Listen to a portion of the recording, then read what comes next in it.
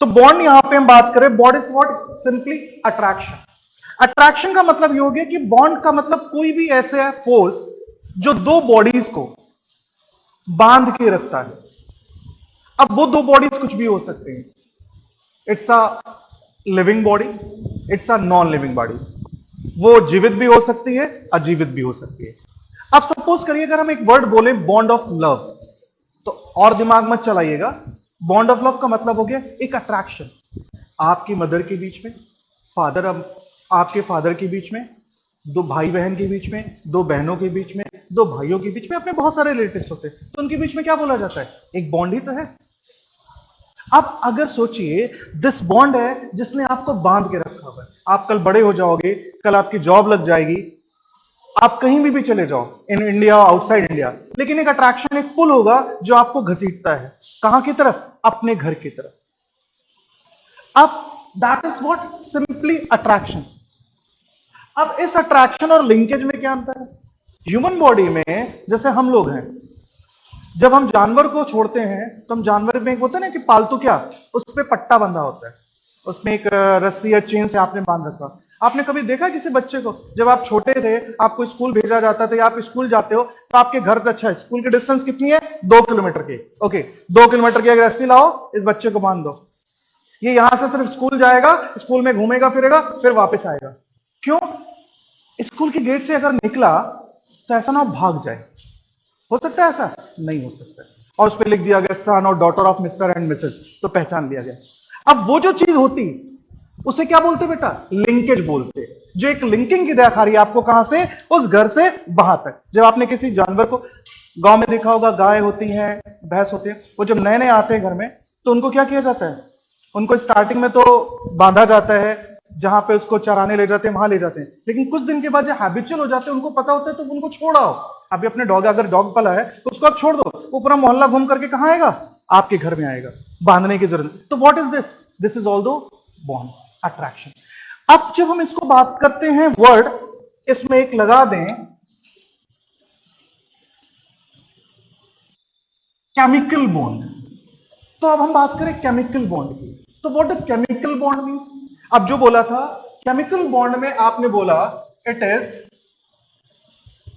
Linkage और attraction. ये दोनों चीजें आती है, लिंकेज और अट्रैक्शन। तो अगर केमिकल बॉन्ड की बात आ रही है तो ये बात आती है कि भैया ये जो बॉन्ड है ये बनता क्यों है? The main important question is why the bond formation takes place. क्यों बॉन्ड बनता है? What is the need of the bond formation? बंध बनाने का बेसिक क्या है? क्या जरूरत है बंध बनाने की? हाँ जी, to attain the stable configuration. और हाँ, स्पीक लाउडर। जैसे मेरी आवाज वहां तक जा रही तो आपकी आवाज मेरे तक आनी चाहिए, ताकत लगा के। हाँ बोलो। Stability, okay. और ठीक। अब आप ये बताओ, जब आप बॉन्ड बनता है, हमने जब बेसिक कॉन्सेप्ट ऑफ केमिस्ट्री पढ़ाया था तो उसमें आप लोगों ने पढ़ा था फिजिकल एंड केमिकल कॉम्बिनेशन, पढ़ा है सबने? जब हम केमिकल कॉम्बिनेशन में जाते हैं तो जो दो एलिमेंट्स कंबाइन करते हैं वो अपनी ओरिजिनल कैरेक्टर्स को छोड़ करके, ओरिजिनल प्रॉपर्टीज को छोड़ करके एक नई सेट ऑफ प्रॉपर्टीज एक्वायर करते हैं। हमने हाइड्रोजन और ऑक्सीजन का एग्जांपल दिया था। Hydrogen is a highly inflammable gas, बहुत ज्यादा ज्वलनशील गैस होती है। ऑक्सीजन क्या है? सपोर्टर ऑफ कंबशन है। तो दोनों का काम क्या है? जलना और जलाना। क्लियर? जब तक वो अलग अलग थे। अब दोनों के बीच में क्या बन गया? बॉन्ड बन गया, HOH, H2O बना। अब जब H2O बना, दिस, जब तक का ये नहीं था तब तक का ये हाईली इन्फ्लामेबल था and it is supporter of combustion. अब इनके बीच में बन गया ये, जिसे आपने बोला बॉन्ड। अब नाउ व्हाट हैपेंड? अब क्या हुआ? अभी तक जो काम जलने और जलाने का था, क्या अब वो जलने और जलाने का काम बचा? अब कौन सा काम शुरू हो गया? बुझाने का काम शुरू हो गया। दैट मीन्स प्रॉपर्टीज में थोड़ा बहुत चेंज नहीं आया, प्रॉपर्टीज तो टोटली बदल गई यार। हम बात कर रहे थे जलने और जलाने की, हम तो बुझाने पे आ गए। ऐसा क्या हो गया? इट मींस कि जब हम किसी बॉन्डिंग में जाते हैं, अभी आपको भी प्रूव है, आपके लिए भी है, कि जब हम कभी भी किसी बॉन्ड फॉर्मेशन में जानते हैं तो हमको अपनी जो भी हमारे ओरिजिनल कैरेक्टर्स हैं, हमें उनके साथ कंप्रोमाइज करना पड़ता है। हमें वो नए कैरेक्टर्स अपने एक्वायर करने पड़ते हैं, चाहे वो हमें पसंद हो और चाहे वो हमें ना पसंद हो। दैट इज द केमिकल, इसीलिए बोला जाता है लॉज ऑफ केमिकल कॉम्बिनेशन। जब basic of concept of chemistry पढ़ा है तो उसमें हम लोगों ने लॉज ऑफ केमिकल कॉम्बिनेशन पढ़े हैं। Law of conservation of mass, law of constant proportion, law of multiple proportion, law of reciprocal, फिर आपने गेलुसैक्स लॉ पढ़ा, फिर आपने एवोगैड्रोस हाइपोथेसिस पढ़ी। वो सारे क्या है? वो लॉज बता रहे हैं केमिकल कॉम्बिनेशन। तो जब आपने बॉन्ड वर्ड बोला कि बॉन्ड बनता क्यों है, ये ऐसा इसलिए हो रहा है कि दो वर्ड्स आए। एक तो आपने बोला स्टेबिलिटी। नाउ स्टेबिलिटी में जो टर्म आया स्टेबल, इसका क्या मतलब है? स्टेबल, आप लोग स्टेबल हैं? बताओ। नहीं यार, हाँ वो लोवेस्ट एनर्जी लेवल। और बताओ स्टेबल का मतलब आपके लिए क्या स्टेबिलिटी है? What the term stable means for you? Stability, आप लोग स्टेबल हो कि नहीं हो ये बताओ। नहीं है? हो या नहीं हो? हैं? अच्छा, तो फिर इतनी पढ़ाई वढ़ाई क्यों कर रहे हैं? घर में आराम से लंच करके एसी कमरे में मूवी देख रहे होते हैं आराम से, यहां क्यों आ गए दोपहर में? वाई? सुबह स्कूल, अब देखो बच्ची, वो स्कूल सुबह कितने बजे गई थी बेटा स्कूल?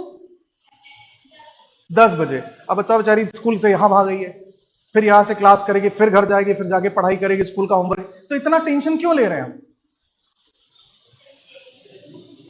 स्टेबल होने के लिए। स्टेबल होने का मतलब आपके लिए क्या है?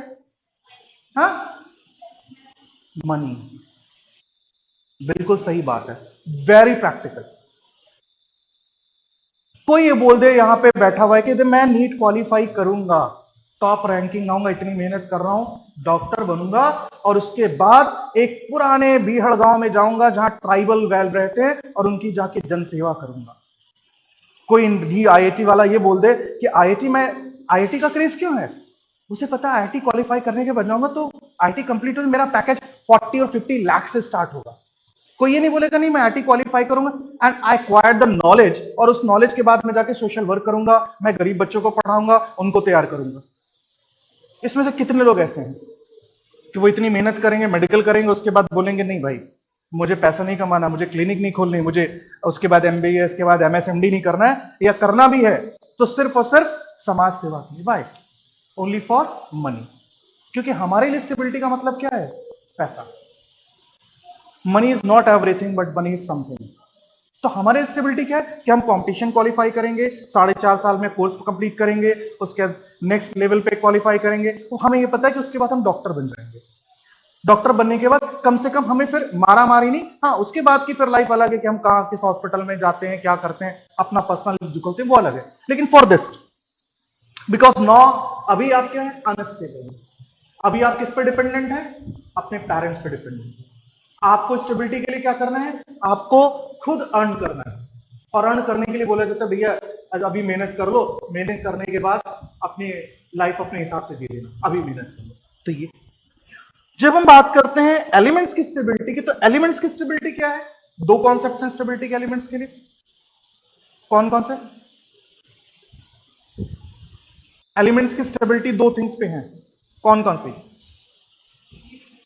हाँ बेटा, कंप्लीट ऑक्टेट, वेरी गुड। और एक आपने बताया था overall decrease in energy.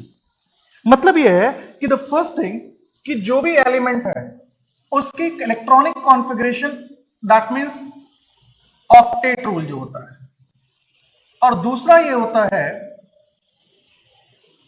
Overall decrease in energy. Overall decrease in energy, दो चीजें हैं, एक तो ऑक्टेट रूल फॉलो करना चाहिए, दूसरा क्या है? ओवरऑल डिक्रीज इन एनर्जी होनी चाहिए। अब ओवरऑल डिक्रीज इन एनर्जी क्या होती है बेटा? जैसे आप ये समझो,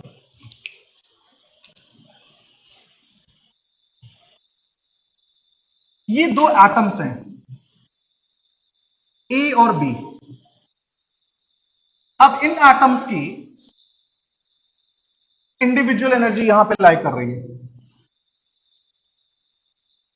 अब इनके बीच में जैसे जैसे ये क्या होगा, एक लेवल तक इनकी एनर्जी बढ़ेगी। आप देते ना, आपने एनर्जी प्रोवाइड की, इसलिए एटम को आयन में कन्वर्ट करने के लिए, फिर वो आयन में बनेगा, उसके बाद जाकर वो बॉन्डिंग कर सकता है। न्यूट्रल एटम तो बॉन्डिंग नहीं करेगा। तो एक लेवल तक इनकी क्या होगी, एनर्जी बढ़ेगी, उसके बाद यहां पे जब पहुंचेंगे तो इनके बीच में एक बॉन्ड बन गया एंड दैट इज एबी। अब आप ये देखो कि इनकी अपनी एनर्जी अगर देखी जाए तो ये दिस कि इनके बीच में इतना एनर्जी डिफरेंस आ गया, डेल्टा ई। इट मींस क्या हुआ कि जब ये एटॉमिक स्टेट में थे, एटम्स थे, जब ये अपने इंडिविजुअल कैरेक्टर शो करते थे, तब इनकी एनर्जी ये थी। अब ये बॉन्डिंग की तरफ जब मूव करते हैं, तो जब बॉन्डिंग की तरफ मूव करेंगे तो क्या करेंगे, पहले तो थोड़ा सा एक्साइटेशन, जैसे आपने कहा मेहनत करना हुआ, उसके बाद क्या है, जब एक टारगेट पे अचीव कर गए, उसके बाद क्या होता है कि what they have to do, इनको क्या है, अब इनकी एनर्जी डिक्रीज होगी। एनर्जी डिक्रीज होने का मतलब यहां पे अगर बोला जाए तो अपने ओरिजिनल कैरेक्टर्स को नलिफाइड करना। जो आपके ओरिजिनल कैरेक्टर्स हैं उनको चेंज करके एक नया कैरेक्टर्स अडॉप्ट करना, जो दोनों के कॉमन कैरेक्टर्स कहलाएंगे। अब ये जितनी ज्यादा डेल्टा ई की वैल्यू बढ़ती जाएगी, उतना ज्यादा आपका जो बॉन्ड है वो उतना ज्यादा स्टेबल होता जाएगा। और जितनी ज्यादा एनर्जी कम हो, बॉन्ड तो बनेगा, बट बॉन्ड की स्टेबिलिटी इस बात पर डिपेंड करेगी कि जो डेल्टा ई की वैल्यू है वो क्या है। जितनी ज्यादा एनर्जी डिफरेंस होगा, इट मींस बॉन्ड उतना ज्यादा स्टेबल होगा। और जितना एनर्जी डिफरेंस कम होता जाएगा, बॉन्ड बनेगा, बट बॉन्ड की स्टेबिलिटी कम होती जाएगी। नेक्स्ट आता है ऑक्टेट रूल। ऑक्टेट रूल क्या है बेटा? एक और भी रूल होता है, डुप्लेट रूल, ये भी सुना होगा। तो ऑक्टेट रूल क्या होता है? What is octet rule?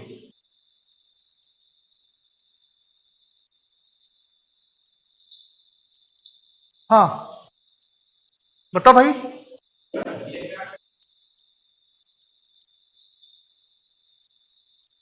अच्छा ठीक, वेट, हाँ वैलेंस शेल में 8 इलेक्ट्रॉन्स होने चाहिए। मतलब ये है कि जितने भी एलिमेंट्स हैं except noble gases. Noble gases हमारे पास कौन कौन सी, नाम बताओ आप बेटा, नाम बताओ नोबल गैसेस के,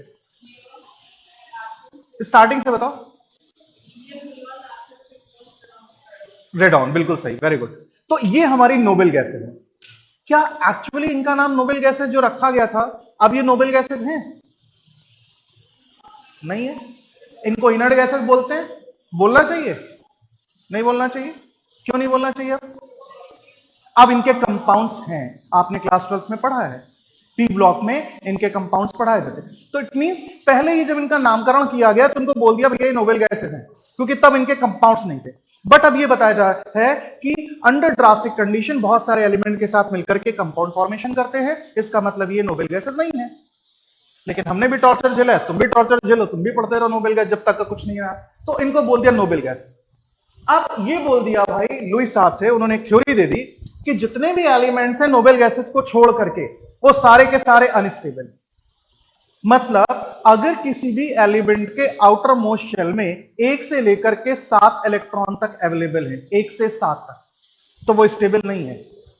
अगर उसके पास, जैसे ही उसके पास इलेक्ट्रॉन आया और उसके पास 8 इलेक्ट्रॉन हो गए, वो एलिमेंट अब स्टेबल हो गया। तो इसीलिए बोला जाता है कि जितने भी एलिमेंट्स हैं they must follow octet rule. तो ये क्या बोला जाता है ऑक्टेट रूल के लिए? कि each and every element in the periodic table except noble gas try to become stable by acquiring the electronic configuration of its nearest noble gas। Word याद है, नियरेस्ट नोबेल गैस। कि अब ये मतलब नहीं है कि पता चला वो रखा हुआ है सेकेंड पीरियड में और कहेगा नहीं भैया हम तो रेडॉन की इलेक्ट्रॉनिक कॉन्फ़िगरेशन लेंगे तभी हम स्टेबल होंगे, वरना नहीं होंगे। तो मत हो तुम स्टेबल, पड़े रहो अनस्टेबल। तो नियरेस्ट नोबल गैस की कॉन्फ़िगरेशन की बात की गई है, ठीक है। तो पहले स्टार्ट करते हैं, बॉन्ड लिखो क्या होता है। बॉन्ड में सिंपल लिख लेना, it is the attraction between two bodies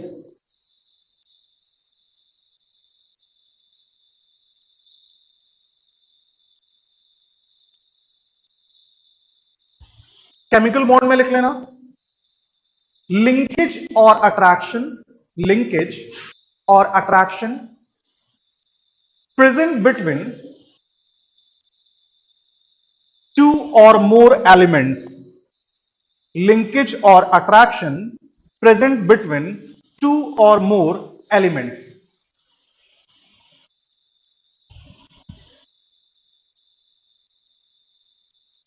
Clear? Next, need of chemical bond. Need of chemical bond. उसमें बस दो पॉइंट ये नोट कर लेना, just to follow duplet oblique octet rule, और दूसरा there must be overall decrease in energy.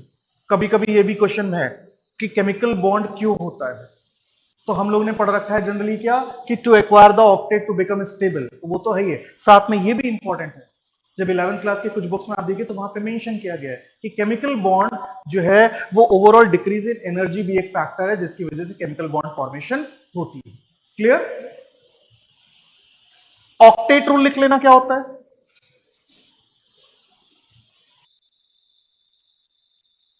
Elements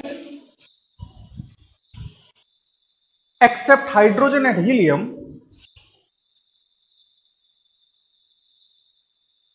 wants to become stable, elements except hydrogen and helium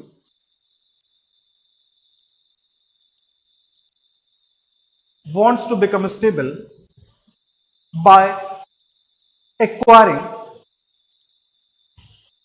8 electrons in its 8 electrons in its valence shell, 8 electrons in its valence shell.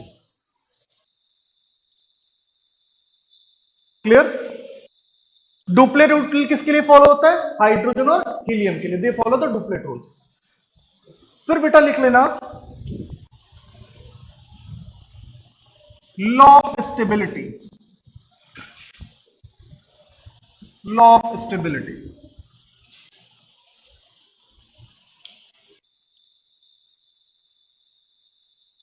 each and every element, each and every element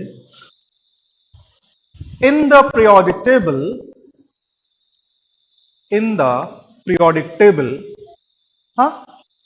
each and every element in the periodic table wants to become stable except noble gases, बेटा लिख लेना, each and every element in the periodic table except noble gases wants to become stable by acquiring the electronic configuration, by acquiring the electronic configuration of its nearest noble gas, of its nearest noble gas. Clear? ठीक, तो ये law of stability हो गया, octet rule, duplet rule, linkage, ये हो गया। अब हम लोग बात करते हैं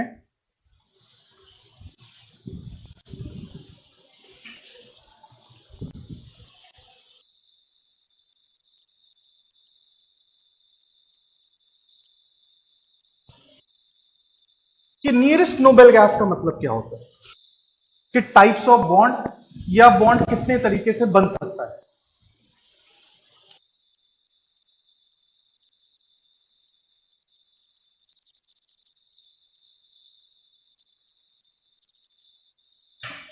बॉन्ड फॉर्मेशन, बॉन्ड बेटा दो तरीके से बनता है जनरली, एक बाय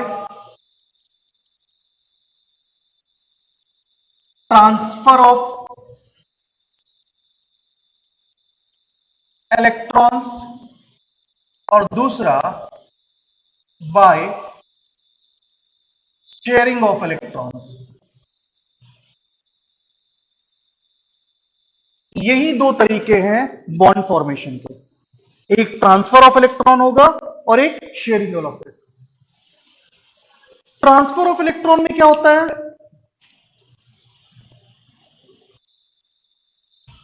लॉस ऑफ इलेक्ट्रॉन और गेन ऑफ इलेक्ट्रॉन। तो जब ट्रांसफर ऑफ इलेक्ट्रॉन से बॉन्ड बनता है तो उस बॉन्ड को हम लोग बोलते हैं इलेक्ट्रोवैलेंट और आयोनिक और कौन सा? बोलो बोलो। इलेक्ट्रोस्टैटिक नहीं है। और कोई बेटा नाम? आयोनिक हो गया, इलेक्ट्रोवैलेंट हो गया, और कोई नाम इसका? नहीं बेटा वो नहीं, वो तो नीचे वाला हो जाएगा। पोलर, याद आया? इसको बोला जाता है पोलर। तो ये बॉन्ड बनता है बाय ट्रांसफर ऑफ इलेक्ट्रॉन से। दूसरा बेटा है शेयरिंग ऑफ इलेक्ट्रॉन से।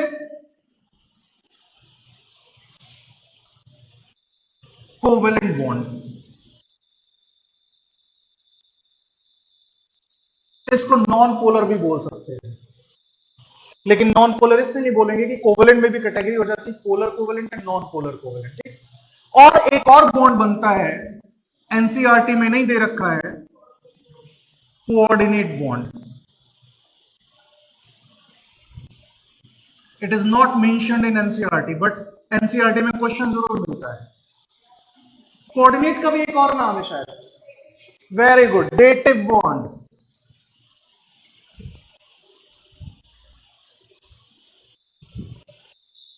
तो हमने नाम इसलिए लिखे हैं कि आप लोग कंफ्यूज मत हो जाना। पता चला हमें आयनिक बॉन्ड तो पूरा आता है, लेकिन अगर वहां पे पोलर वर्ड आ गया तो हमें यह नहीं पता था आयनिक और पोलर एक चीज होती है या कोऑर्डिनेट और डेटिव एक चीज होती है। क्लियर? इतना नोट कर लिया सबने?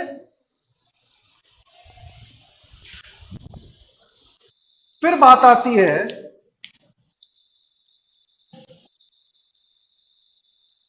लुईस सिंबल्स की। लुईस सिंबल सबको पता है?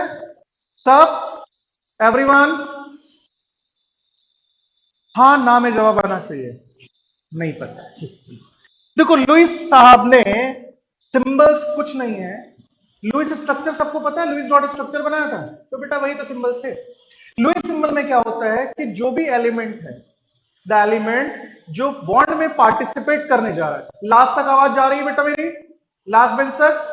तो जो भी एलिमेंट बॉन्ड में पार्टिसिपेट करने जा रहे हैं, तो जब वो पार्टिसिपेट करते हैं तो उन एलिमेंट्स के हम पूरी इलेक्ट्रॉनिक कॉन्फ़िगरेशन ना लिख करके जो उनके आउटर मोस्ट शेल, जिसे हम लोग वैलेंस शेल बोलते हैं, सिर्फ अगर उतने इलेक्ट्रॉन उनके ऊपर रिप्रेजेंट करते हैं तो हम लोग उसे बोलते हैं लुईस सिंबल। सपोज जैसे आपने बोला हाइड्रोजन, इसके इलेक्ट्रॉनिक कॉन्फ़िगरेशन 1s1 है, तो इसका मतलब या ऐसे आप समझो आसानी से, एक वैलेंस शेल में एक ही इलेक्ट्रॉन होता है, तो आपने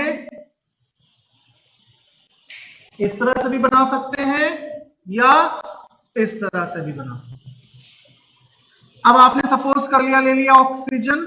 ऑक्सीजन का एटॉमिक नंबर 8 होता है, इसके इलेक्ट्रॉनिक कॉन्फ़िगरेशन करेंगे 2 6, और अगर एसपीडीएफ में करेंगे तो 1s2 2s2 2p4।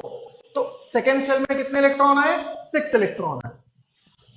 तो आपने ऑक्सीजन का स्ट्रक्चर ये बना दिया, ये। और दूसरी बात, जब भी हम लुईस सिंबल बनाते हैं तो we have to follow a symmetry. Symmetry का मतलब ऐसा नहीं है हमने ऐसे बना दिया,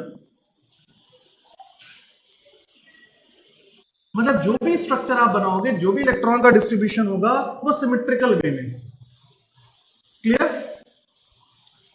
अब हम लोग बात करते हैं आयंस और रेडिकल्स की सब बेसिक्स हैं बॉन्डिंग की, आपसे वहां कोई बनवाने वाला नहीं, लेकिन आपको सब पता होना चाहिए। आयंस और रेडिकल्स में क्या अंतर होता है, बताओ भाई, आयंस और रेडिकल्स।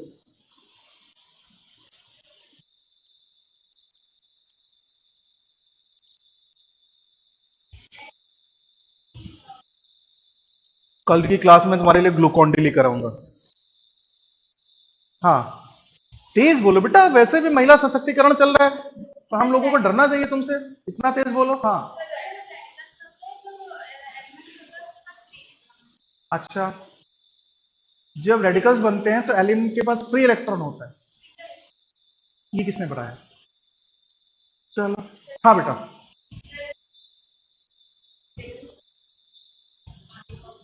अच्छा, आयनिक कोवेलेंट बॉन्ड की ब्रेकिंग से आयंस नहीं बन सकते?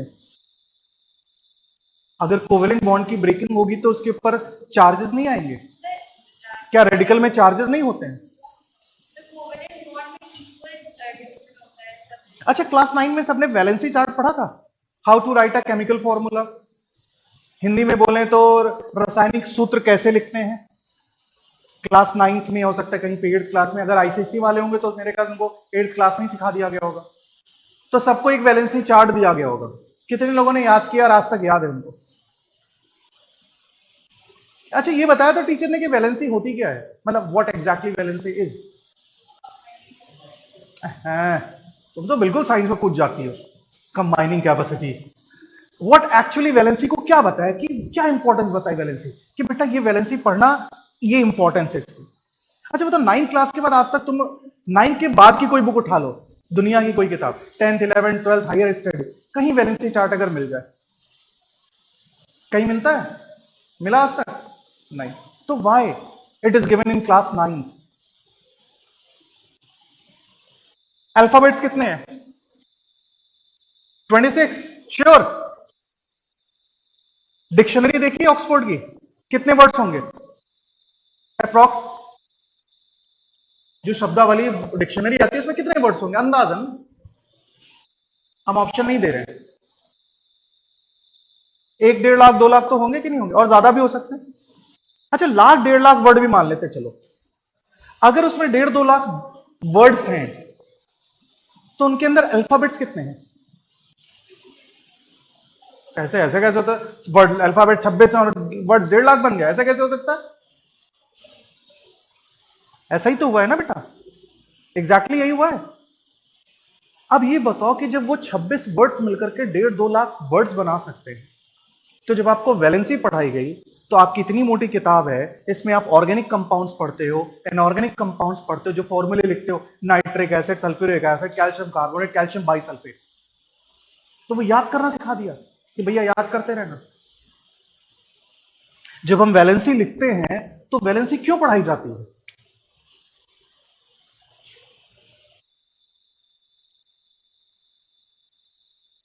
इसको बोला जाता है अल्फाबेट ऑफ केमिस्ट्री। ये लोअर क्लास में टीचर पढ़ाते नहीं है, और हायर क्लास में बड़े बड़े कॉन्फ्रेंस के लेक्चर्स में जब स्टार्टिंग होती है तो यहीं से बताया कि बच्चे को वैलेंसी ही नहीं पता। तो वैलेंसी को बोला जाता है रसायन विज्ञान की वर्णमाला। अब किसी केजी क्लास के बच्चे को आपने एबीसीडी नहीं पढ़ाई, हम उससे बेटा बेटा इंडिपेंडेंस डे पे ऐसा लिखकर दिखाओ, तो वही हालत है। हमें वैलेंसी नहीं आती है, हम पूरी इनऑर्गेनिक केमिस्ट्री में रिएक्शंस, अब हम क्या करेंगे, रटना शुरू करेंगे। तो वाई भी रट्टाफिकेशन क्यों करें भाई, जब हमें कॉन्सेप्ट पता है। अब अगर आपको वैलेंसी आती है, how to write a chemical formula सबको आता है, कि वैलेंसी को इंटरचेंज कर देते हैं, क्रॉस कर देते हैं, फॉर्मूला बन जाता है, लेकिन हमने वैलेंसी नहीं आती। तो वैलेंसी बेटा क्या है, it is the alphabet of chemistry. तो आपको वैलेंसी जरूर पता होनी चाहिए। वेरिएबल वैलेंसीज भी पढ़ी होंगी, फेरस फेरिक, क्यूप्रस क्यूप्रिक, अर्जेंटस अर्जेंटिक। अब मैंने बोला कि आयंस और रेडिकल्स में क्या अंतर होता है, what is the difference between ions and radicals. हाँ बेटा, ठीक है, उसने भी ऐसा ही कुछ बोला था, चलो बेटा कोई बात नहीं। अच्छा, वैलेंसी चार्ट जाके देखना, उसमें जब वैलेंसी चार्ट लिखा होगा उसमें आयन ऑब्लिक रेडिकल लिखा होगा, और 4 मतलब अगर 11th में तो 3 साल पहले पढ़ा होगा, 12th में तो 4 साल पहले पढ़ा होगा, 12 पास आउट है तो 5 साल पहले पढ़ा होगा। लेकिन वो आयन रेडिकल में कभी टीचर से पूछा नहीं, मैम आयन, नहीं वो आयन रेडिकल सब एक ही तरीके, ना तुमने पूछा ना सामने से जवाब मिला, हम भी। आयन क्या होता है, जैसे आपने लिखा NaCl minus O2 minus, these are ions जिन्हें बोला जाता है मोनो एटॉमिक। बात समझ में आई? Mono atomic. जब बेटा आप लिखते हो सल्फेट, कार्बोनेट, नाइट्रेट, अमोनियम, अब अंतर बताओ, इसमें एक से ज्यादा एटम्स मौजूद हैं। अब अगर हम ये देखें, आप यहां पे देखना कि यहां पे सल्फर है, सल्फर की अपनी वैलेंसी 2 माइनस होती है, ऑक्सीजन की अपनी वैलेंसी 2 माइनस होती है, याद है कि नहीं? Sulphide and oxide. तो इसके अंदर एक सल्फर हो गया तो 2 माइनस, 4 ऑक्सीजन हो गए कितने माइनस? 8 माइनस। तो टोटल सल्फेट के ऊपर कितना माइनस आना चाहिए था? कितना माइनस आना चाहिए था? 10 माइनस। लेकिन 2 माइनस क्यों आ गया? 8 माइनस कहां चला गया? रेडिकल क्या होते हैं? Group of atoms bearing single valency, इनके बीच में बॉन्ड बना। तो ग्रुप ऑफ एटम्स न्यूट्रल नहीं हो सकते हैं, मतलब ग्रुप ऑफ एटम्स जो एक ही वैलेंसी शो करते हैं। अब यहां पे आपने देखा कि सल्फर और ऑक्सीजन अपनी, अब यहां पे कार्बन की वैलेंसी तो 4 होती है, 4 प्लस मान लो, ऑक्सीजन की 3 2 6 माइनस हो गई, 6 में से 4। तो अब अगर टोटल वैलेंसी आप काउंट करो तो टोटल सम से मतलब नहीं है। जब ये आपस में मिलते हैं तो मिलने के बाद एक फिक्स वैलेंसी डिसाइड करते हैं और वही फिक्स वैलेंसी बोली जाती है। तो आयंस क्या होते हैं? Mono atomic. आयंस दो होते हैं, कैट आयन और एन आयन। कैटायन क्या होता है? कौन सा चार्ज होता है कैटायन पे? पॉजिटिव, है ना? श्योर? कैटायन पे पॉजिटिव होता है। कैटायन पे पॉजिटिव चार्ज होता है। हाँ, हम लोग इसी में कंफ्यूज होते हैं। कैटायन की बात कर रहा हूं, पॉजिटिव। और एनायन पे क्यों कैटायन पे पॉजिटिव होता है? उसको कैटायन क्यों बोलते हैं? कभी पूछा टीचर से जिससे पढ़ाया था कैटायन एनायन, कि कैटायन को, पॉजिटिव चार्ज को कैटायन ही क्यों बोलते हैं और नेगेटिव चार्ज को एनायन ही क्यों बोलते हैं? पॉजिटिव वाले को एनायन क्यों नहीं बोलते हैं? कि हमने रट लिया है, अगर कहीं इस टाइप से हो गया तो हम कंफ्यूज हो जाएंगे। तो आयन और रेडिकल में डिफरेंस क्लियर हो गया? क्लियर? क्योंकि अभी आपके जो बॉन्डिंग का स्टैंडर्ड अब आया है कंपटीशन में, वो आपने देखा होगा एनसीईआरटी में, आपके पास कॉम्प्लेक्स स्ट्रक्चर्स की बॉन्डिंग्स हैं, वहां पे आपको इलेक्ट्रॉन पेयर्स कैलकुलेट करने को है, शेयरिंग। और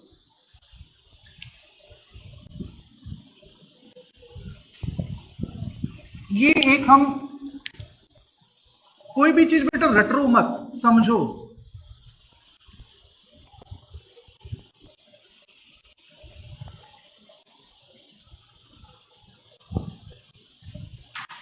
अब ये मान लो ये वाला इलेक्ट्रोड जो है ये कौन सा होगा? 1 नंबर या 2 नंबर? 1 नंबर इलेक्ट्रोड को क्या बोलेंगे? 1 नंबर को एनोड बोलते हैं और 2 नंबर को कैथोड बोलते हैं। तो अब ये बताओ, अगर आपने बोला कि कोई भी इसके अंदर एक इलेक्ट्रोलाइट या कंपाउंड ए बी ले लिया, जब ए बी टूटेगा तो ए प्लस में टूटेगा और बी माइनस में टूटेगा। अब आपको ये पता है कि जो कैथोड होता है वो नेगेटिवली चार्ज होता है, ये तो कंफ्यूजन नहीं है इसमें कुछ, और जो एनोड होता है वो पॉजिटिवली चार्ज होता है। तो अब ए प्लस किधर जाएगा? श्योर? जो ए प्लस किधर गया? कैथोड की तरफ गया। तो इसका नाम क्या हो गया? Ion moving towards cathode is known as cation. क्यों हम यहां कंफ्यूज होते हैं? मतलब जो आयन कैथोड की तरफ गया, इसीलिए उस आयन का नाम कैटायन रख दिया गया। बिकॉज कैथोड की तरफ हमेशा कौन सा आयन जाएगा? अपोजिट चार्ज वाला, जो पॉजिटिव होगा। Ion moving towards anode is an ion. तो जो आयन पॉजिटिव इलेक्ट्रोड की तरफ गया उसको, क्योंकि पॉजिटिव इलेक्ट्रोड को एनोड बोला गया, तो इसलिए वो आयन जो एनोड की तरफ जाएगा वो क्या कहलाएगा? एनायन कहलाएगा। क्लियर हो गई बात? तो कैथोड, कैटायन, एनायन, आयंस और रेडिकल्स, इन चारों चीजों में अब कंफ्यूजन तो नहीं होगा। अभी इलेक्ट्रोकेमिस्ट्री पढ़ेंगे, केमिकल इक्विलिब्रियम पढ़ेंगे, वहां फिर से ये इलेक्ट्रोलिसिस सब आएगा। ठीक, चलो अब हम लोग बात कर रहे थे, लुईस सिंबल्स हो गए हमारे।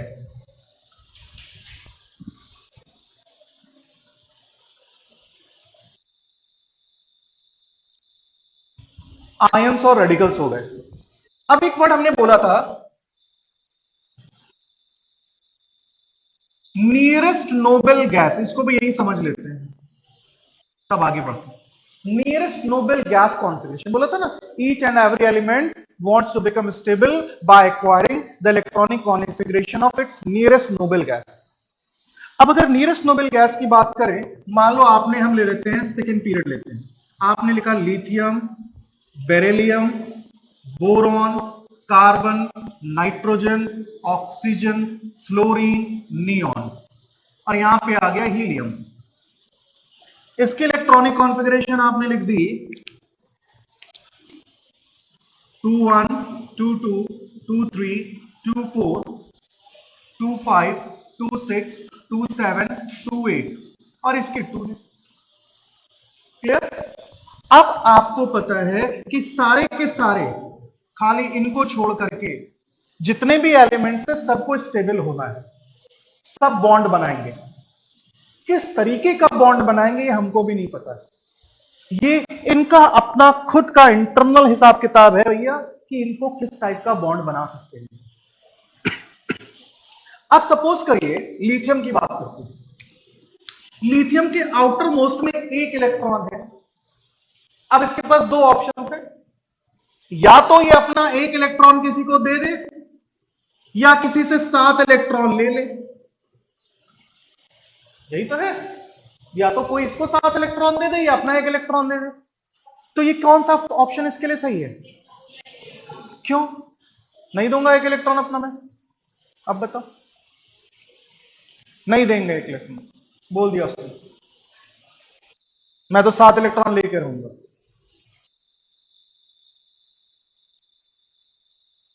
हाँ बेटा, चलो आयनाइजेशन एनर्जी। और बताओ क्यों वो 7 इलेक्ट्रॉन नहीं ले सकता है? हमने ऊपर लिखा हुआ है ना, नियरेस्ट नोबेल गैस, वो रूल बनाया था लुईस साहब ने। बाद में लुईस साहब की थ्योरी गलत हो गई है, पढ़ा के मैं बोलूंगा गलत पढ़ाया था मैंने, क्योंकि हमें भी यही पढ़ाया था, हम भी तो यही पढ़ाएंगे। हाँ, अभी बात, अब इसका मतलब इसके पास जो नोबेल गैस आ रही है वो 2 है। एक नोबेल गैस 1, 2, 3, 4, 5, 6, 7 एलिमेंट्स के बाद मिलेगी, और एक नोबेल गैस इसको जस्ट हीलियम मिल रही है। तो कौन सी पास में गई? हीलियम। तो इसके लिए नियरेस्ट नोबेल गैस ये हो गई। इसी तरह यहां पे भी वही चीज आ गई, या तो ये 6 इलेक्ट्रॉन्स ले ले या 2 इलेक्ट्रॉन ले ले, यही चीज यहां तक आ गई। तो इनकी कैपेबिलिटी क्या आ गई कि ये सारे के सारे इलेक्ट्रॉन लॉस करेंगे, क्योंकि इनके लिए नियरेस्ट नोबेल कौन सी है? हीलियम। जैसे ही आप कार्बन पे पहुंचे, अब कार्बन के पास देखिए हिसाब किताब क्या है, कार्बन के लिए जितनी दूर ये है उतनी दूर ये। क्लियर? तो अब कार्बन के लिए 3 स्टेप पीछे जाएगा तो कॉन्फ़िगरेशन मिलेगी, 3 स्टेप आगे जाएगा तो कॉन्फ़िगरेशन। इसीलिए ना तो कार्बन इलेक्ट्रॉन देता है ना इलेक्ट्रॉन लेता है, वो क्या करता है? शेयरिंग करता है। स्टेटमेंट मैंने बिल्कुल सही बोला है। क्वेश्चन अगर ये पूछा जाए, will carbon is able to form ionic bond, is it true or false? क्या कार्बन आयोनिक बॉन्ड नहीं बना सकता है?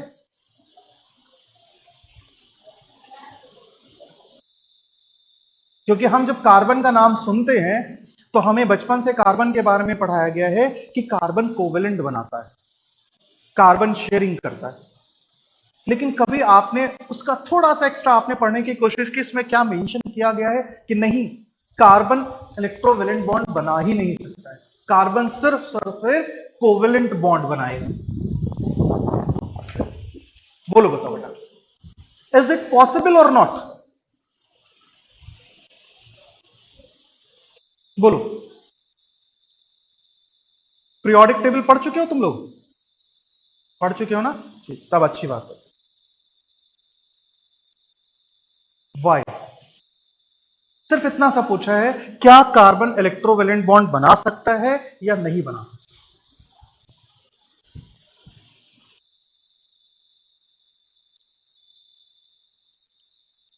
क्या कार्बन इलेक्ट्रॉन, क्या कार्बन निकाल नहीं सकता है?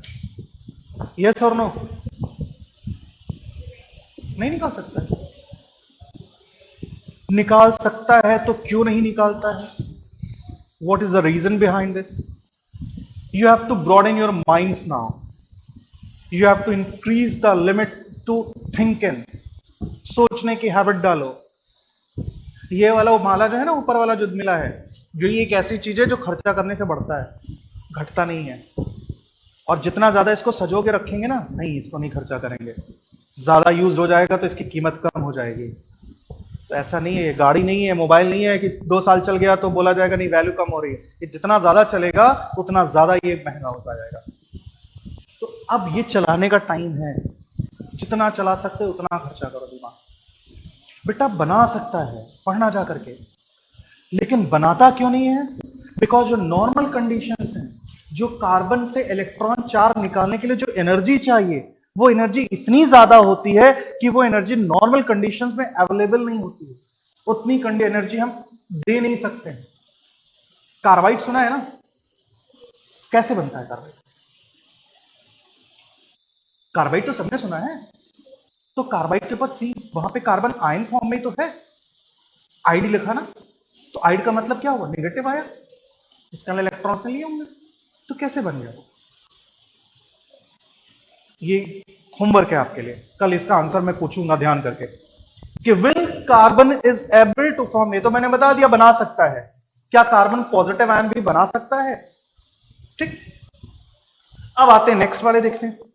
अब बेटा इनको देखो, इनके पास 5 है, तो इनको सिर्फ 3 इलेक्ट्रॉन चाहिए, इसको 2 चाहिए और इसको 1 चाहिए। तो इनके लिए तो नियरेस्ट नोबेल ये हो गई ना। तो ये क्या करेंगे? Gain of electron. ये लॉस ऑफ इलेक्ट्रॉन, ये गेन ऑफ इलेक्ट्रॉन जनरली। अब ऐसा तो नहीं गेन करते, ऑक्सीजन तो कोवेलेंट भी बनाता है, बनाता है ना। अब एग्जांपल ऊपर ही लिखा था मैंने, फ्लोरीन कोवेलेंट बनाता है, नाइट्रोजन भी कोवेलेंट बनाता है, बनाता है।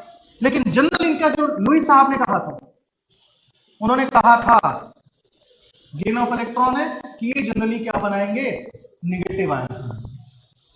तो समझ में आ गई बात कि नियरेस्ट नोबेल गैस कॉन्फ़िगरेशन का क्या मतलब होता है। अच्छा, पीरियोडिक टेबल सबने पढ़ी थी? यस। डी ब्लॉक एलिमेंट्स पढ़े थे? डी ब्लॉक एलिमेंट में, अच्छा जिंक किस में रखा हुआ है? डी ब्लॉक का दूसरा नाम क्या है? Transition element. तो किसी को पीरियोडिक टेबल याद है थोड़ी बहुत? जिंक कहां रखा है? डी ब्लॉक में। कैडमियम उसके नीचे रखा हुआ है, बहुत सही। तो वो जिंक और कैडमियम को क्या बोला जाता है? डी ब्लॉक के अलावा और क्या बोल सकते हैं उनको? हाँ, ट्रांजिशन एलिमेंट। लो, वो तो नहीं बोल सकते। क्यों नहीं बोला जाता? अभी तो तुमने बोला डी ब्लॉक में है। क्यों नहीं बोला जाता? उनके ऑक्टेट। तो उससे क्या मतलब है? डी ब्लॉक सारे एलिमेंट्स को तो ट्रांजिशन बोला गया है। कौन से? किसके? तो ये कहां लिखा है कि जितने भी ट्रांजिशन एलिमेंट्स होंगे उनके वेरिएबल्स होने चाहिए? हम किसी बच्चे को इस क्लास में बैठाएं नीट के लिए, अब वो यहां पढ़ाई कर रहा हो नीट की, जब वो पढ़ाई कर ले तो उससे बोले नहीं तुम नीट का एग्जाम नहीं दे सकते। तो ऐसा कैसे हो सकता है? आपने जिंक कैडमियम मरकरी को उसमें रखा हुआ है डी ब्लॉक में, पर आप बोलो ट्रांजिशन नहीं, ऐसा कैसे हो सकता है? अभी पीरियोडिक टेबल खत्म की है।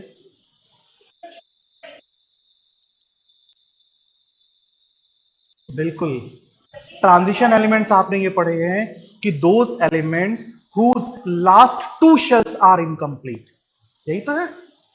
लास्ट के दो शेल्स कंप्लीट नहीं होने चाहिए, लेकिन जिंक के नीचे जिंक, कैडमियम, मरकरी, इनका क्या हो जाता है 3d10, 4d10, 5d10 जितने रखे हुए उनका d10 कंप्लीट हो जाता है। तो उनका जो पेनल्टीमेट शेल है वो तो कंप्लीट हो गया। जब कंप्लीट हो गया तो ट्रांजिशन कहां से रहा, यही क्वेश्चन पूछा गया नीट में, देख लेना। Which one of the following is not transition element, या उनकी कॉन्फ़िगरेशन दे दी गई है या वो दे दिया गया है। तो जो भी पढ़ रहे हो उसका एप्लीकेशन भी देखते हैं चलो साथ में। तो ये चीज क्लियर होगी बेटा, नियरेस्ट नोबेल कॉन्फ़िगरेशन कि कौन सा नियरेस्ट है। अब हम लोग आते हैं इलेक्ट्रोवेलेंट बॉन्ड पे। नेक्स्ट हेडिंग डाल लेना, इलेक्ट्रोवेलेंट एंड आयोनिक बॉन्ड। चक्कर स्मार्ट बोर्ड नहीं है इसलिए लिखवाना पड़ रहा है, नहीं तो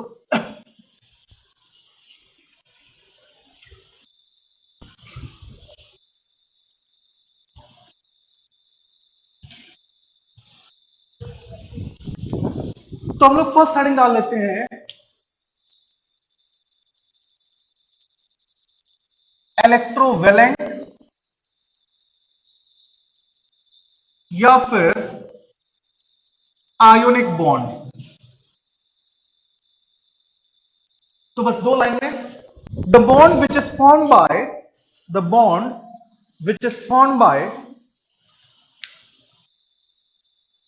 transfer of electrons, the bond which is formed by transfer of electrons।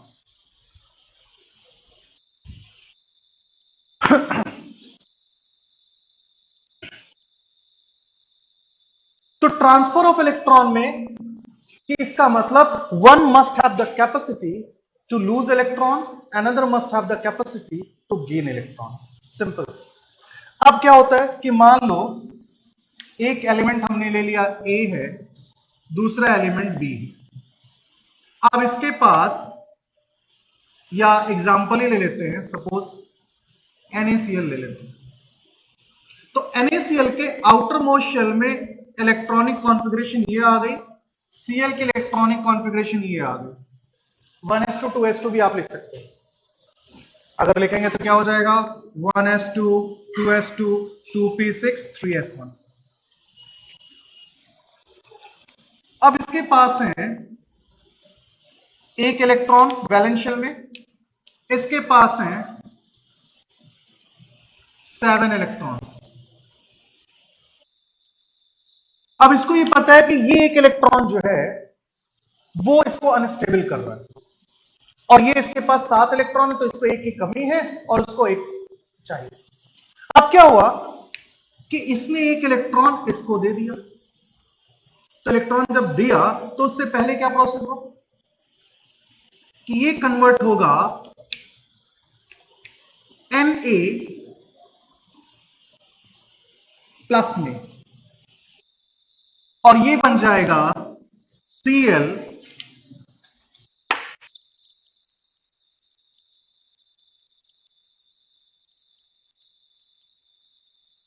Minus, ये ब्लू कलर से मतलब ये अपना इलेक्ट्रॉन नहीं है, किराए पे मतलब बाहर से आया हुआ है, ठीक है। तो this is Cl minus. Now these are two oppositely charged ions. जब ये अपोजिटली चार्ज्ड आयंस बने तो इनके बीच में एक अट्रैक्टिव फोर्स डेवलप हुआ, जिसे हम लोग बोलते हैं इलेक्ट्रोस्टैटिक फोर्स ऑफ अट्रैक्शन। तो मैंने वही बोला था स्टार्टिंग में कि बॉन्ड क्या है एक्चुअली बॉन्डिंग में, it is a linkage and attraction. यहां पे लिंकेज नहीं है, it's just only a attraction between two oppositely charged ion.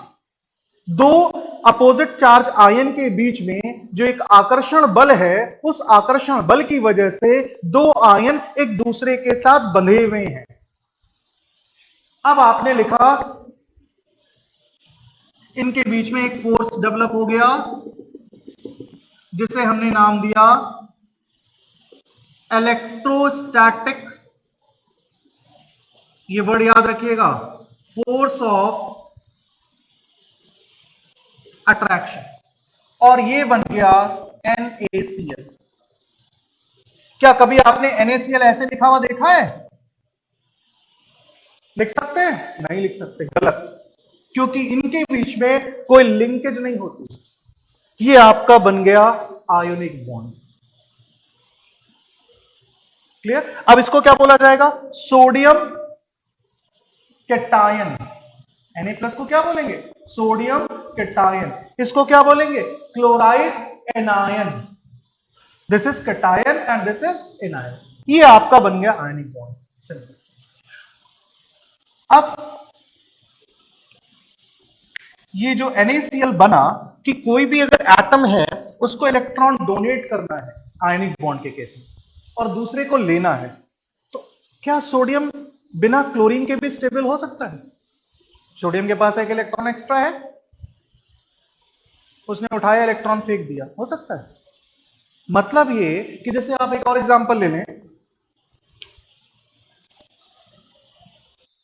Magnesium oxide या मैग्नीशियम क्लोराइड ले लो, मैग्नीशियम। अब इसमें क्या हो जाता है आप देखते हो कि मैग्नीशियम के पास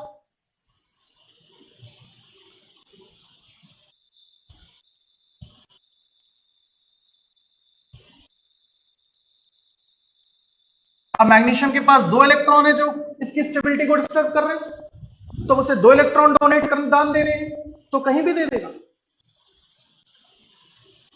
मतलब देने, अगर कुछ देना है तो कोई लेने वाला भी तो चाहिए भाई, कि नहीं? हम मंदिर में जाएंगे तो मंदिर में हमें आज मन है, हमारे घर में कोई फंक्शन था, किसी का बर्थडे है, कुछ है, हमें दान देना है, तो मंदिर में प्रसाद चढ़ाना है, उसके अंदर 10-10 रुपए नोट जितने प्रसाद में लाइन में लगे थे सबको पकड़ा दिया, आज हमें दान देना है, आज तो लड़ाई हो जाएगी। भिखारी समझ, यही वर्ड होता है ना, भिखारी समझ रखा है। हम किसको देंगे? जिसको जरूरत है। तो यहां पे वही चीज है कि दैट मींस कि जो मेटल है, जो एलिमेंट है, वो उसी को इलेक्ट्रॉन देगा जिसको उसकी जरूरत होगी।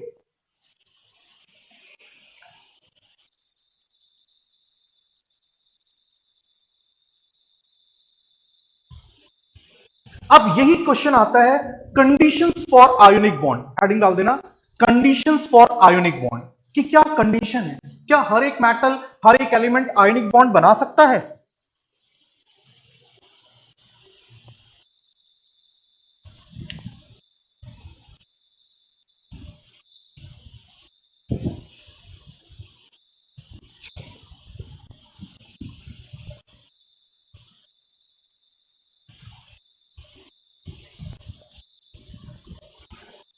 क्या क्या कंडीशन होनी चाहिए? बिल्कुल सही बात है। पहला, एक मेटल होना चाहिए, दूसरा नॉन मेटल होना चाहिए। दो मेटल्स के बीच में बॉन्ड नहीं बन सकता, दो नॉन मेटल्स के बीच नहीं बन सकता। तो पहली कंडीशन तो ये हो गई आपकी, one must be metal, another must be non metal. तो आजकल जो एक क्वेश्चन आने लगा ना एजर्शन वाले में, कि आपको 4 ऑप्शन दे दिए जाते हैं, फिर नीचे ऑप्शंस आते हैं कि A B are correct, A B C are correct, A B C and D all are correct, तो उसमें इन साइड के कंडीशन और फैक्टर्स वाले क्वेश्चन मिल जाते हैं। दूसरा कि भाई एक मेटल होना चाहिए, दूसरा आपका नॉन मेटल होना चाहिए। The second, low ionization energy या आयोनाइजेशन एंथैल्पी।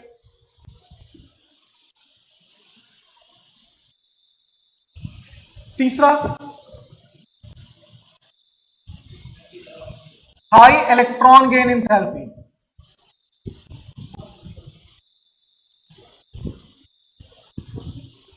आयोनाइजेशन एंथैल्पी क्या होती है बेटा, आप बताना, आपका नाम क्या है, what's your name?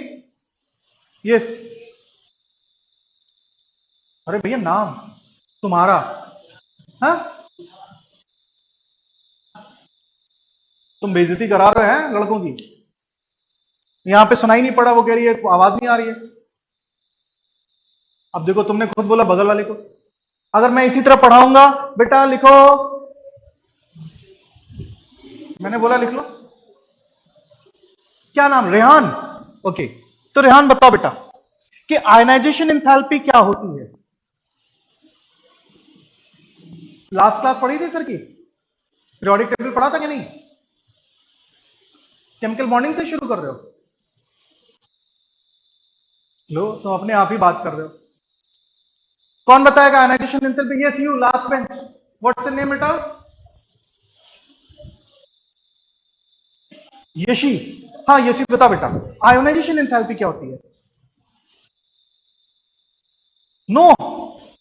In which class you are? आप किस क्लास में है? ट्वेल्थ में पास आउट है, okay. What is ionization enthalpy बेटा? Sit down, no problem. कौन बताएगा आयनाइजेशन एंथैल्पी? आप बताओ बेटा।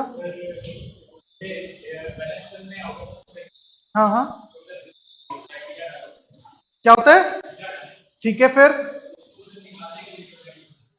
ठीक, तो क्या डिफाइन करेंगे आयनाइजेशन एंथैल्पी क्या होती है? गलत, गलत। हाँ, आइसोलेटेड, ओके। और एक वर्ड अभी भी भूल रहे हैं। अब हम लोग जिस कैटेगरी में आ गए हैं, जिस चीज की हम तैयारी कर रहे हैं, अब हम परफेक्शन से परफेक्शनिस्ट हमें होना है। वहां जब हमें ऑप्शन टिक करने हैं तो वहां पे हो सकता है एक से ज्यादा ऑप्शन सही होते हैं, तो उसमें परफेक्शन और परफेक्शनिस्ट में यही अंतर होता है। आपने बोला, सबने कुछ कुछ कुछ जोड़ा है। मिनिमम वर्ड आपने पढ़ा होगा शायद। It is the minimum amount of energy which is required to just remove the most loosely bound electron from an isolated gaseous atom. Minimum का मतलब यहां होती है, मान लीजिए आपने किसी मेटल को एनर्जी दे दी 200 किलो जूल, उसने इलेक्ट्रॉन निकाल दिया। लेकिन आपने जब कैलकुलेट किया तो आपको यह पता चला कि वो तो 170 किलो जूल में ही इलेक्ट्रॉन निकाल चुकी थी, तो आपका कैलकुलेशन तो गलत हुआ ना। तो यहां पे क्या वर्ड बोला? वो मिनिमम एनर्जी जिस मिनिमम एनर्जी पे इलेक्ट्रॉन निकल जाए। इलेक्ट्रॉन निकल के वो फोटो इलेक्ट्रिक इफेक्ट मत याद करना कि वो आपने एनर्जी दी थी, कोई बात नहीं, इलेक्ट्रॉन निकल गया, उसके तो चलना फिरना भी शुरू कर देगा, वो उसकी काइनेटिक एनर्जी हो गई। आपको सिर्फ वहां पे याद है वर्क फंक्शन क्या था? Have you remember? और वर्क फंक्शन को भी एक कैटेगराइजेशन में आयनाइजेशन एंथैल्पी बोलते हैं। वर्क फंक्शन में आप जब काइनेटिक एनर्जी ऐड करते हो तब वो टोटल एनर्जी बनती है। हम किसकी बात करते हैं? वर्क फंक्शन क्या होता है? वो मिनिमम एनर्जी जो सिर्फ और सिर्फ उस इलेक्ट्रॉन को उस मेटल सरफेस से निकाल दे, और वो मेटल सरफेस से निकालने के बाद इलेक्ट्रॉन उस सरफेस पे पड़ा रहेगा। अब ये बोला गया कि आपने जो फोटोन दिया उस फोटोन की एनर्जी मान लीजिए उससे ज्यादा है, जिसे थ्रेशोल्ड फ्रीक्वेंसी बोला जाता है। अगर आपने उससे ज्यादा दे दी तो क्या होगा? तो इलेक्ट्रॉन निकलेगा, और जितनी एक्स्ट्रा एनर्जी, उससे जितनी भी ज्यादा एनर्जी होगी वो उस इलेक्ट्रॉन की काइनेटिक एनर्जी हो जाएगी। तो हमें यहां काइनेटिक एनर्जी की बात नहीं करनी है, हम सिर्फ इतनी बात कर रहे हैं कि लो आयोनाइजेशन कि विनाइलेशन एंथैल्पी क्या है? It is the minimum amount of energy which is required to remove the electron from the most loosely bound electron from the outermost shell या valence shell of an isolated gaseous atom. अब isolated gaseous atom सबको समझ में आ रहा है? ठीक। अब यहां पे जो लो आयोनाइजेशन एंथैल्पी है, सपोज करिए हमने लिखा A B C D E, या मान लो 3 एलिमेंट्स ले लिए। अब यहां पे ये क्लोरीन है, क्लोरीन के साथ बॉन्डिंग करनी है, ये भी एक इलेक्ट्रॉन देगा, ये भी एक इलेक्ट्रॉन देगा, ये भी एक इलेक्ट्रॉन देगा। मान लो इसको आपको एनर्जी देनी पड़ती है 250 जूल, इसको एनर्जी देनी पड़ती है 200 जूल, और इसको एनर्जी आपको देनी पड़ती है 300 जूल। आपने तीनों मेटल्स को लिया और तीनों को लेने के बाद आपने एनर्जी देना शुरू की। अब तीनों में जैसे ही उसकी एनर्जी 200 पहुंची, इसने तुरंत एक इलेक्ट्रॉन खट से दिया और अपने आप को B+ बनाया, और Cl- ने ये इलेक्ट्रॉन एक्सेप्ट किया और कंपाउंड बन गया BCl। पीछे से ये आए बेचारे, हम भी है, हम भी बॉन्ड बनाएंगे, तो बनेगा बॉन्ड। इलेक्ट्रॉन वो भी निकाल रहे हैं इलेक्ट्रॉनिक, तो ये मिनिमम एनर्जी की बात हो रही है। तो लो आयनाइजेशन एनर्जी का मतलब हो गया कि आयनाइजेशन एंथैल्पी, अगर ये भी इंक्रीजिंग डिक्रीजिंग ऑर्डर आता है, जिसे एस ब्लॉक पी ब्लॉक में जब हम लोग क्वेश्चन करते हैं तो उसमें इंक्रीजिंग और डिक्रीजिंग ऑर्डर भी आता है। लो आयन इंक्रीज द फॉलोइंग, या arrange the elements in increasing order of, या क्वेश्चन आ जाता है which of the following elements, एक ऑर्डर दे रखा है कि कौन आयनिक बॉन्ड आसानी से बना लेगा। दूसरा है हाई इलेक्ट्रॉन गेन एंथैल्पी, कि जो नेगेटिव आयन है उसकी इलेक्ट्रॉन गेन एंथैल्पी ज्यादा होनी चाहिए। अब ये क्या है? मैंने अभी पढ़ाया था आज ही के लेक्चर में, high electron gain enthalpy. Electron gain enthalpy क्या होती है? हाँ बिल्कुल सही बता रही हूँ। आइसोलेटेड, यहां पे तो एनर्जी निकल रही है, रिलीज है ना। इलेक्ट्रॉन गेन इंथैल्पी को ही तो बोलते हैं, it is the maximum amount of energy release when an element gains an electron, electron oblique electron. First electron gain enthalpy, second electron gain enthalpy पढ़ा होगा, first ionization enthalpy, second ionization. Question भी होगा कि second ionization enthalpy first ionization enthalpy से ज्यादा क्यों होती है। इसी तरह इलेक्ट्रॉन गेन इंथैल्पी में पढ़ा होगा कि फर्स्ट जो होती है वो नेगेटिव होती है, बाकी सब पॉजिटिव होने लगती है। तो अब इलेक्ट्रॉन गेन इंथैल्पी ज्यादा क्यों होनी चाहिए? मतलब एनर्जी निकल रही है, ओवरऑल डिक्रीज इन एनर्जी याद आया। जब बॉन्ड बनेगा तो जितनी ज्यादा वो एनर्जी रिलीज आउट कर देगा, इसका मतलब वो एनर्जी बैरियर में उतना नीचे आएगा, तो डेल्टा ई की वैल्यू उतनी बढ़ेगी, इसका मतलब बॉन्ड उतना ज्यादा स्टेबल हो जाएगा। बात समझ में आ गई? तो जितना ज्यादा एनर्जी रिलीज करेगा नेगेटिव आयन, इसका मतलब वो उतनी ज्यादा अपनी एनर्जी रिलीज करेगा, इसका मतलब उतना ज्यादा वो स्टेबिलिटी जोन में जा रहा है। नेक्स्ट आता है हाई इलेक्ट्रोनेगेटिविटी डिफरेंस।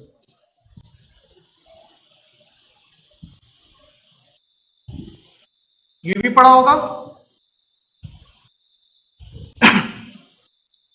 कि इलेक्ट्रोनेगेटिविटी डिफरेंस हाई होना चाहिए।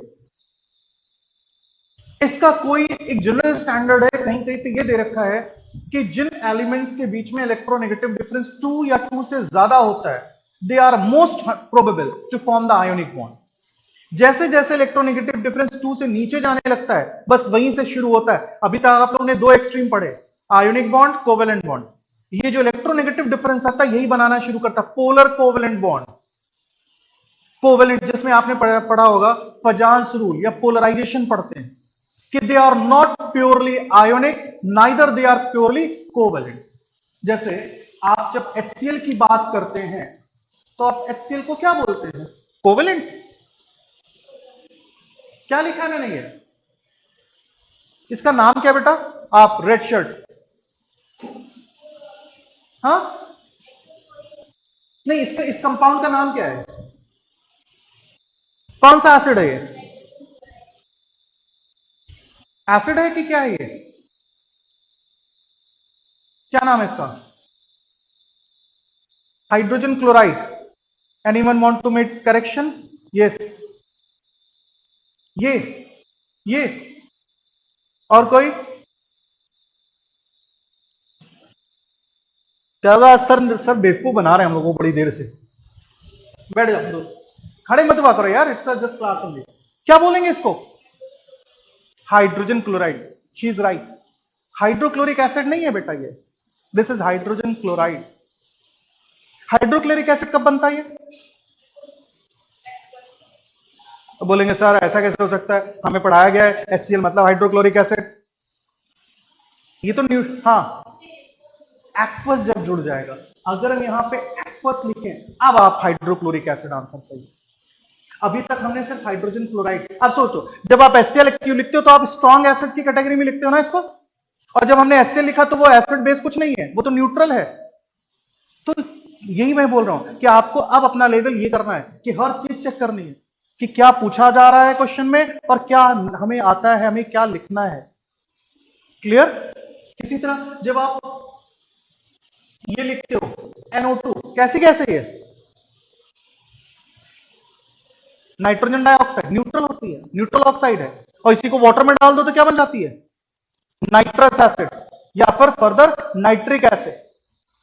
तो इलेक्ट्रोनेगेटिव डिफरेंस, अगर इलेक्ट्रोनेगेटिव डिफरेंस आपका 2 या 2 से ज्यादा हो जाता है तो इसका मतलब वो आयोनिक बॉन्ड उतना ज्यादा स्ट्रॉन्ग बनेगा। और जैसे 2 से नीचे पहुंचता गया, कहीं कहीं पे कुछ बुक्स में एक स्टैंडर्ड में 1.5 भी मेंशन कर रखा है, तो डोंट गेट कंफ्यूज कि वहां ये भी बोला गया कि 1.5 से अगर ज्यादा इलेक्ट्रोनेगेटिव डिफरेंस आता है तो वो कंपाउंड, वो आयोनिक बॉन्ड बनाते हैं, ठीक है, लेकिन दे आर नॉट 100% आयोनिक। 1.56 के ऊपर का अंतर जब जाता है तो वो आयनिक आता है। जैसे अभी आप अपनी किसी के पास एनसीईआरटी रखी है, जरा Na सोडियम का इलेक्ट्रॉनिक डिफरेंस है, उसका देखना इलेक्ट्रोनेगेटिविटी। सोडियम की 3 होगी, सॉरी 3 और 0.9, Na और Cl का डिफरेंस आएगा देखना 2.1। चार्ट निकालो इलेक्ट्रोनेगेटिविटी वाला पीरियोडिक टेबल में।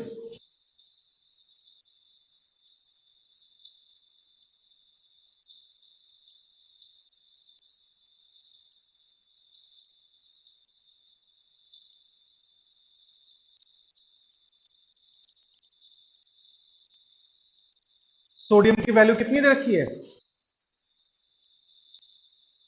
मिली?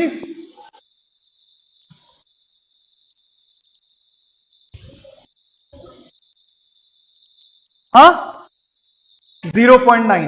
अब क्लोरीन की देखो कितनी है 3 मिला। तो 3 और 0.9 का डिफरेंस कितना आया 2.1। ठीक। अब सोडियम के बाद देखना मैग्नीशियम की कितनी है 1.2। कितना डिफरेंस आया 1.8। एल्युमिनियम का देखो कितना है कितना आया। अब बताओ जब एल्युमिनियम क्लोराइड को आप आयोनिक कंपाउंड के कैटेगराइजेशन में रखते हो purely AlCl3 is pure ionic compound, yes or no? क्या बोला जाता है कि जब हम लेफ्ट टू राइट मूव करते हैं तो इलेक्ट्रोनेगेटिविटी बढ़ती जाती है। जो एक्सट्रीम लेफ्ट में आपका 1A ग्रुप रखा हुआ है जिसे आपने अल्कली मेटल्स बोला है, वहां से जब आप मूव करना शुरू करते हैं टुवर्ड्स द राइट तो आपका इलेक्ट्रोनेगेटिव वैल्यू बढ़ती जाती है। इसका मतलब हमेशा जब पीरियोडिक टेबल में याद रखना एक कैरेक्टर बढ़ता है तो दूसरा कैरेक्टर कम होता है। तो जब आप लेफ्ट टू राइट जा रहे हो तो नॉन मेटेलिक कैरेक्टर बढ़ रहा है तो कौन सा कैरेक्टर कम हो रहा है मेटेलिक। अगर इलेक्ट्रोनेगेटिविटी बढ़ रही है तो कौन सा कैरेक्टर कम हो रहा है इलेक्ट्रोपॉजिटिव। और मेटल्स का कैरेक्टर क्या है इलेक्ट्रोपॉजिटिव। तो जब आप एल्युमिनियम पे पहुंचते हो जैसे NaCl का डिफरेंस है 2.9 वो 100% आयोनिक की कैटेगराइजेशन में प्योर आयोनिक कंपाउंड। आप मैग्नीशियम में आते हो मैग्नीशियम भी आयोनिक की कैटेगरी में आता है। लेकिन जब एल्युमिनियम पे मूव करते हो तो एल्युमिनियम क्लोराइड आप चेक करना जाकर लिखा होगा aluminium chloride is not a pure ionic. हम ये नहीं बोल रहे कि वो कोवेलेंट है लेकिन हम ये भी नहीं बोल रहे कि प्योर आयोनिक है बिकॉज उनका इलेक्ट्रोनेगेटिव डिफरेंस कितना आ जाता है 1.5। और 1.5 के जहां आपने नीचे मूव करना शुरू किया वो पूरा का पूरा आपका कौन सा कैरेक्टर शुरू हो जाता है कोवेलेंट कैरेक्टर शुरू हो जाता है। क्लियर हो गई बात? ये 4 पॉइंट्स क्लियर रहेंगे, नोट कर लिया सबने? ठीक। तो यहां आज आप लोग इतना इसे कर लेंगे। कल हम लोग डिस्कस करेंगे lattice energy characters of ionic compound और वहां पे जितने भी कैरेक्टर पढ़ोगे आयोनिक ये वर्ड याद रखना हर जगह यही आएगा। They are solid they are crystalline क्यों due to strong electrostatic force of attraction. ठीक है। तो कल हम लोग इसको डिस्कस करेंगे इस टॉपिक को। कोई किसी को ना चीज समझ में आए तो बताओ। बाकी बेटा इसमें बहुत ज्यादा थ्योरी लिखने की जरूरत नहीं है। लुईस डॉट स्ट्रक्चर आपसे बनाने के लिए नहीं आएगा। आप 11th-12th का एग्जाम देने नहीं जा रहे। हाँ कंडीशंस इंपॉर्टेंट। बॉन्ड का प्रेजेंटेशन आपको आना चाहिए कि NaCl लिखा कैसे जा रहा है। वहां हमने जल्दी से देखा हमने NaCl। ठीक है। तो इतना कर लीजिए, कल की क्लास में मिलते हैं। Thank you for the class बेटा।